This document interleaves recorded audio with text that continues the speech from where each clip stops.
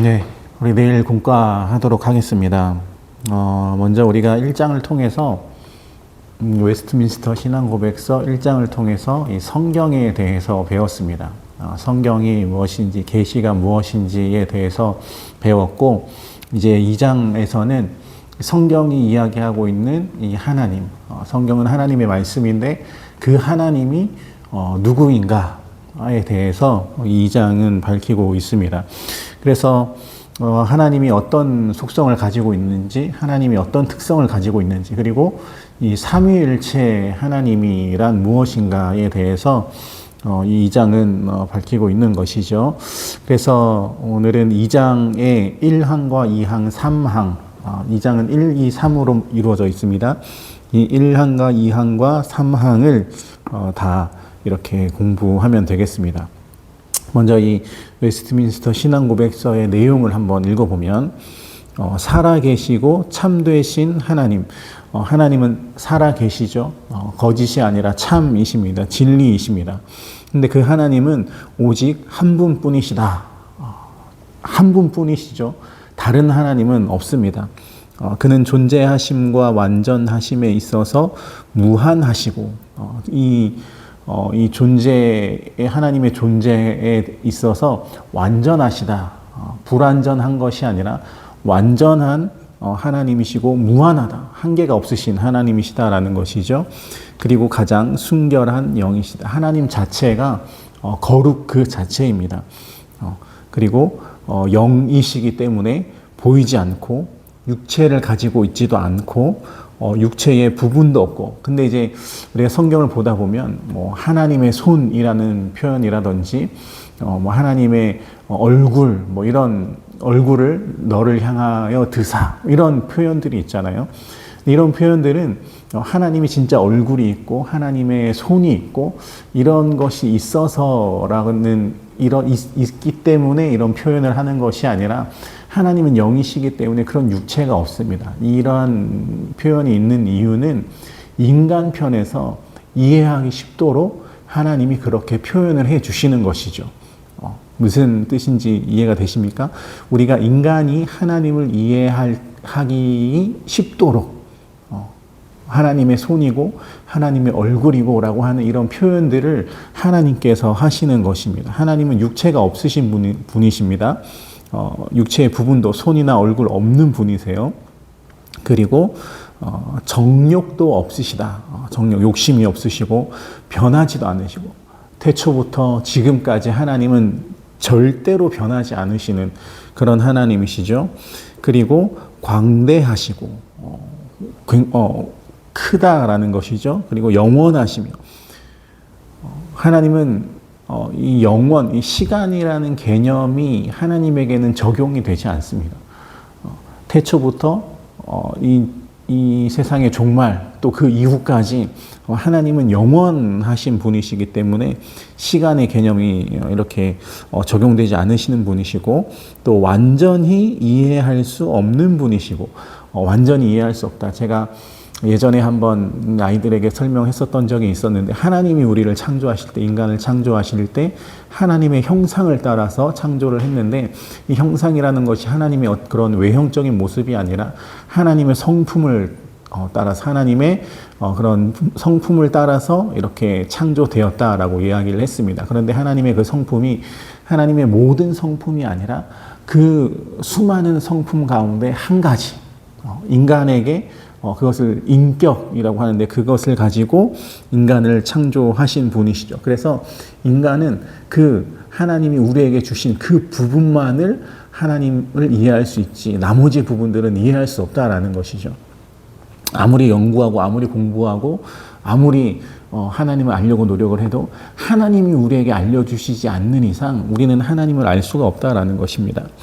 그리고 전능하시며 모든 것을 다 아신다라는 것이죠. 그리고 가장 지혜로우시고 가장 거룩하시며 가장 자유로우시고 절대적이며, 이 절대적이다라고 하는 말에 제가 여기 코멘트를 달아놨는데, 하나님의 절대성이, 하나님이 절대자라는 것입니다. 하나님이 그런 뭐 여러 많은 신들 가운데 하나의 하나님이 아니라 신은 하나님밖에 없다라는 거. 신은 하나님밖에 없다. 유일하신 하나님이시다. 라고 하는 것이죠. 분명히 성경에서는 하나님만 참 신이시다라고 이야기를 합니다. 그렇기 때문에 우리가 지금 이 세상에서 보고 있는 다른 종교들의 다른 신들은 사실은 가짜 신이죠. 사탄입니다. 거짓 영이고요. 거짓 신이고요. 그렇기 때문에 그러한 신을 믿고 또 그러한 신을 따르는 사람들이 뭔가 이 세상에서 잘 사는 것 같고 잘 되는 것 같고 하는 그런 현상들은 다 이 사탄의 그런 역사, 사탄의 어떻게 보면 우리를 유혹하는 그런 모습들인 것이죠. 안 믿는 사람, 예수님을 안 믿는 사람들이 저렇게 잘 사는데 나도 저렇게 살아야겠다라고 하는 사탄의 유혹입니다. 그리고 모든 일을 자기의 영광을 위하여 그의 불변하시고 가장 의로우신 뜻의 계획을 따라 행하신다. 여기서 이 모든 일이라 하는 것은 하나님의 이런 구원 역사, 하나님의 작정과 예정, 나중에 3장 가면 하나님의 작정과 예정을 배우게 되는데 그런 하나님의 계획들이 이 하나님의 영광을 위해서 이루어진다라는 것이죠. 그리고 그는 가장 사랑이 많으시고 은혜로우시고 자비로우시고 오래 참으시고 선과 진리가 풍성하시고 부정과 위법과 죄를 용서하시고 그를 열심히 찾는 자들에게는 상을 주시며 또한 그의 심판은 가장 공의롭고 두려운 것이며 모든 죄를 미워하시고 죄에 있는 자를 결코 용서하지 않으신다. 이게 이 2장 1항의 내용입니다. 여기 죄 있는 자를 결코 용서하지 않으신다라고 하는 이 말은 이 죄는 무엇을 이야기하냐면 하나님을 믿지 않는 죄를 이야기하는 거예요. 예수님을 믿지 않는 죄. 성경에서 유일하게 하나님이 용서하지 않는 죄를 성령 회방죄라고 하는데 이 성령님이 하시는 이 구원을 적용하는 이 각 개인에게 예수님을 믿도록 하는 이 성령의 역사를 방해하는, 그러니까 한마디로 예수님을 믿지 않는 거죠. 이 예수님을 믿지 않는 죄는 용서하지 않으신다라는 것입니다. 이것이 바로 이제 2장 1항에 대한 내용이 되겠고요. 그리고 2장 2항의 내용을 또 한번 읽어보면서 살펴보면 하나님은 모든 생명과 영광과 선과 복을 스스로 가지시고 이 모든 것이 그에게서 나온다. 하나님은 일단 스스로 존재하시는 분이십니다. 분명히 이 모세에게 하나님께서 자기 계시를 하실 때, 하나님께서 자기를 나타내실 때 나는 스스로 있는 자다. 누군가를 통해서 내가 만들어진 것이 아니고 나는 스스로 있는 자다. 그래서 이 세상의 모든 것들, 우리 이번 겨울 수련의 주제이긴 한데 이 세상의 모든 것들이 다 하나님께로부터 다 나오는 것이죠. 그래서 여기 보면 하나님은 스스로 충족하시며 친히 만드신 피조물에게서 도움을 받아야 하거나 피조물 자체로부터 어떠한 영광을 취하여야 하시지 않고 오직 자신의 영광을 피조물 안에서나 또는 그들을 통해서나 그들 위에 나타내시며 오직 하나님만 모든 존재의 근원이 되신다. 무슨 말이냐면 하나님은 아까도 얘기했듯이 하나님께로부터 모든 것이 다 나옵니다. 하나님은 부족한 것이 없으신 분이세요. 그래서 우리가 하나님께 영광을 올려드린다. 인간이 뭔가 하나님에게 하나님이 하셔야 할 그 모든 사역에 우리가 도움이 된다. 이런 뜻으로 이해를 하면 안 됩니다. 우리는 하나님은 이미 완벽하신 분이시고 모든 영광을 다 가지고 계신 분이시고 모든 것들을 다 가지고 계신 분. 우리는 그래서 그 모든 것들의 주인 되시는 하나님을 의지할 뿐인 것이죠. 그래서 우리가 하나님을 도울 수 있는 그런 존재가 아닙니다. 그래서 우리가 예배를 드리고 우리가 믿음과 어떤 순종과 봉사를 통해서 하나님을 도와드린다라고 생각하는 것은 잘못된 생각이에요. 그냥 우리는 단지 쓰임을 받을 뿐인 것이죠. 쓰임을 받을 뿐인 것입니다. 그래서 우리가 오직 하나님께 영광을 올려드려야 한다라고 하는 그런 우리 이 종교개혁의 슬로건이 있는데, 이 오직 하나님께 영광을 올려드린다라고 하는 것은 우리가 이미 그 하나님에게 빚을 지고 있다. 하나님의 영광에 또 복에 빚을 지고 있다. 그렇기 때문에 우리는 그 빚을 지고 있는 그 영광과 또 그 생명과 그 은혜와 또 그것을, 그 복을 하나님께로 다시 돌려드리는 것이죠. 돌려드리는 것이 그런 의미에서 하나님께 영광을 올려드린다라고 하는 것입니다. 그래서 이러한 예배나 봉사나 이런 것들을 통해서 우리의 삶을 통해서 하나님께 영광 올려드리지 않는 것은 죄다라고 여기 로마서에서는 이야기를 하고 있는 것이죠. 그리고 이게 계속해서 쭉 읽어보면 만물이 주에게서 나오고 주로 말미암고 주에게로 돌아간다. 이번 수련의 주제입니다. 그는 무엇이든지 기뻐하시는 대로 모든 것을 주관하시고 사용하시고 보호하시고 명령하신다. 그의 앞에서는 모든 것이 드러난다. 그의 지식은 무한하시고 한계가 없고 무오하시고 오류가 없고 피조물에게 의존하지 않으신다. 그러므로 하나님께는 우연한 것이나 불확실한 것은 하나도 없다. 그래서 우리 기독교인들은, 우리 특히 장로교인들은 우연을 믿지 않습니다. 나중에 이제 3장에서 또 하게 될 텐데, 하나님의 계획 아래 다 이루어지는 것입니다. 뭔가 우연히 이런 일들이 이루어졌네. 뭔가 우연히 내가 대학에 합격했네. 운이 좋아서 합격했네. 이런 것은 사실 우리의 신앙과는 반대되는 그런 이야기예요. 우연은 우리를 믿지 않습니다. 다 하나님의 계획 아래에 이루어지는 것이죠. 왜냐하면 하나님은 완벽하신 분이시기 때문에. 그래서 그는 그의 모든 계획과 일과 명령에 있어서 지극히 거룩하시다.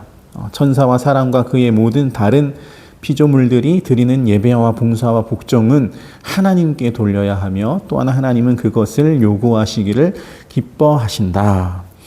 그래서 제가 이제 마무리 멘트로 적어 놓은 이 항의 마무리 멘트로 적어 놓은 것을 보시면, 하나님께서 우리를 통해서 무언가를 받으시는 것이 아니라 우리가 하나님께 드리는 예배와 찬양과 봉사와 순종을 통해서 오히려 우리가 그 생명과 영광과 성과 복을 공급을 받는 거예요. 우리가 하나님께 영광을 올려드리는 그 행위를 통해서, 그 삶을 통해서 오히려 우리가 은혜를 받고 복을 받는다라는 것이죠. 그렇기 때문에 우리는 늘, 또 그래서 우리가 받은 그 복을, 그 은혜를 다시 하나님께 영광 올려드리는 그런 삶을 살아가야 한다라는 것입니다. 3항으로 넘어가면 이것이 이제 사실 오늘 가장 제일 중요한 부분입니다. 하나님의 삼위일체에 대한 이야기인데, 한번 보면 하나님의 본체는 삼위가 계시는데 성부 하나님, 성자 하나님, 성령 하나님으로 그 실체와 권능과 영원성은 하나이시다. 성부는 누구에게나 속하지 않아. 이건 나중에 합시다. 제가 말씀 하나 적어놨습니다. 삼위일체라는 말은 성경에는 나오지 않아요. 하지만 성경의 많은 부분에서 그것을 증거하고 있습니다. 특별히 고린도후서 13장 13절 말씀을 보면 주 예수 그리스도의 은혜와, 이게 바울의 축도인데 예수 그리스도 나오죠. 하나님의 사랑과 하나님이 나옵니다. 그리고 성령의 교통하심, 성령님이 나오시는 것이죠. 성부, 성자, 성령이 다 등장을 하게 됩니다. 이 창세기에 보면 하나님께서 창조하실 때를 보면 많은 이런 얘기들을 많이 들어보셨을 것 같은데, 하나님이 사람을 창조하실 때 뭐라고 하시냐면, 우리의 모양을 따라 우리가 사람을 만들자. 우리라는 표현이 나와요. 하나님은 한 분이신데 이 우리라는 표현이 왜 나올 것인가? 왜 복수의 의미를 썼을까? 성부, 성자, 성령 이 삼위 하나님이 실제하시기 때문에 그런 복수를 썼던 것이죠. 그래서 삼위일체 하나님, 그래서 이 삼위일체라는 것은 우리가 아까도 얘기했듯이 하나님에 대해서 우리가 다 이해할 수 없습니다. 그 이해할 수 없는 부분 가운데 하나가 이 삼위일체라는 거예요. 한번 보면 이 위라는 말이 이 페르소나, 라틴어 페르소나에서 온 것인데 persons죠. 의지와 이성을 갖고 있는 독립된 인격체를 뜻한다.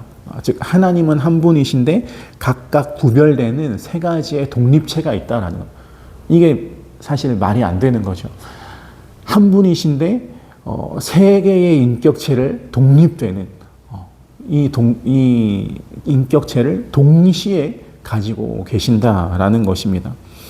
그래서 이 성경에서는 이 삼위를 구별할 때 이런 형식으로 구분을 합니다. 성부, 성자, 성령 이 사역 하시는 사역에 따라서 구분이 되는데 성부는 구원을 계획하고 우리의 인간의 구원을 계획하고 만물을 창조하시고 다스리신 분이 성부 하나님이시다. 그리고 성자 하나님은 그 성부 하나님께서 계획한 그 구원을 십자가에서 성취하셨다. 구원을 이루시고 우리를 죽기까지 사랑하신 분이 성자 하나님이시다.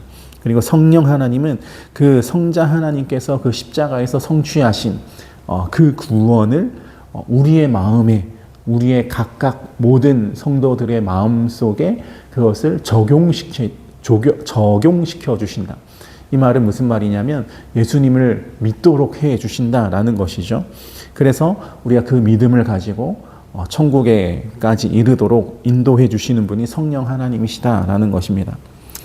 이 삼위일체란 이 교리는 이 중세 시대뿐만 아니라 초대 교회 때부터 참 말이 많은 그런 교리였습니다. 왜냐하면 인간이 이해하기 어려운, 이해할 수 없는 영역이기 때문에 그렇습니다. 이 삼위일체 교리는 우리의 믿음의 영역인 것이죠. 그래서 이 삼위일체를 잘못 설명하는 여러 가지 내용들이 있는데 네 가지가 있습니다. 양태론, 원래는 한 하나님이시나 때로는 성부로, 때로는 성자와 성령으로 그 형태가 바뀌게 된다. 그래서 이제 대표적으로 설명하는 것이 물이 100도가 넘으면 기체가 되었다가 액체인 물이 기체가 되었다가 영하로 내려가면 고체가 된다. 그래서 물이 고체도 되었다가 액체도 되었다가 기체도 되었다가 이렇게 변하는 것이 삼위일체 하나님과 똑같은 것이다 라고 설명하는 사람들이 옛날부터 엄청 많이 있었습니다. 근데 이것은 잘못된 설명인 것이죠. 이 물은 기체와 액체와 고체가 동시에 존재할 수 없잖아요. 변해야 되잖아요. 근데 하나님은 성부, 성자, 성령이 동시에 각각 존재하신다니까요. 그런데 한 분이시다. 그러니까 이게 이해가 안 되는 것이죠.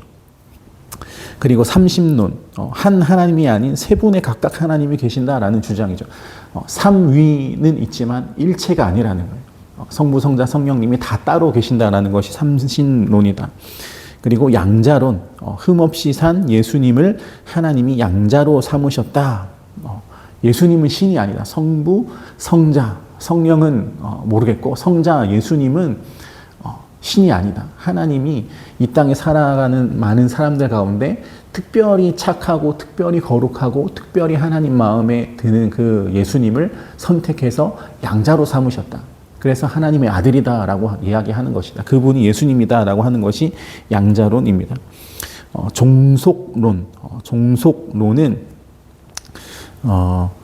이 성부와 성자가 상호간에 유사한 본질을 가지고 있다. 그래서 이 성부만이 이 참 하나님이시고 참 존재, 참 신이시고 성자와 성령은 하나님께서 창조한 피조물이다라고 하는 주장입니다. 다 잘못된 이야기죠. 삼위일체라는 것은 세 개의 독립된 인격체를 가지고 있는 각각의 하나님께서 동시에 존재하고 계시는데 하나다. 이것이 삼위일체의 핵심인 것이죠. 이렇게 오늘은 이 2장 하나님과 성삼위 일체에 관해서 우리가 공부를 했는데, 사실 2장부터가 이제 본격적으로 어려워지는 그런 단계입니다. 1장은 뭐 역사의 내용도 많았고, 그래서 그냥 이렇게 쭉 읽으면은 이렇게 지나갈 수 있는 그런 부분이었지만, 2장부터는 좀 어려워지는, 그러니까 쉽게 이해가 안 되는 그런 부분들이 아마 많이 있으실 겁니다.